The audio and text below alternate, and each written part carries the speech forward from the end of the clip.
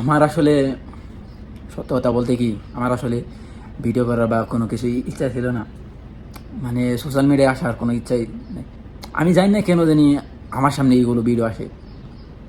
মানে এগুলো ভিডিও দেখতে দেখতে অতিষ্ঠ হয়ে আমি ফেসবুক পর্যন্ত লগ আউট মেরে দিই। তারপরে হঠাৎ মাঝে মধ্যে দু একবার যখন লগ ইন করি, তখন শুধু এইগুলোই আসে। সত্যি খুব আফসোস হয় যে আমরা বাঙালি জাতি। আর সত্যি কথা, বাঙালি এগুলা ডিজার্ভ করে। কারণ আমরা কী বলে ডায়মন্ড আর সোনা আমাদের দেশে এনেছি। আসলে সে না থাকলে তো মনে হয় বাংলাদেশ আর চলতেই পারতো না।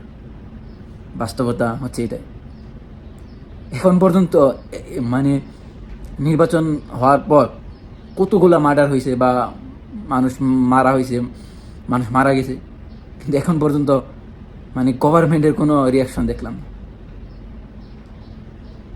রিয়াকশন বলতে যদি করতো যে কথা বলছি না যে পুরা অ্যাকশন নিতে হবে, তাদের ধরে ধরে মারতে হবে। সরকারের পক্ষ থেকে যে একটা বিবৃতি আসবে, আসলে আমরা চেষ্টা করছি এদের ধরা। খুবই মর্মান্তিক ঘটনা। আসলে বলতে গেলে আমরা বাঙালি জাতি সবচেয়ে নিকৃষ্ট। আমরা আর সরকার কি দই দেব?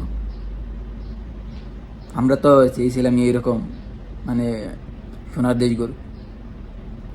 আসলে খুব আফসোস হয় নিজের দেশের প্রতি যে কীভাবে এগুলো কাজ করে। আসলে আফসোস হয় বাঙালির প্রতি। আমার ঘৃণা হয় যে আমি বাংলাদেশে জন্মেছি। সত্যি কথা। আসলে এগুলো দেখলে আর বিশ্বাস হয় না বা মানুষ এইগুলো কাজ করতে পারে। মানুষের শত্রুরেও তো এইভাবে মারে না। আফসোস।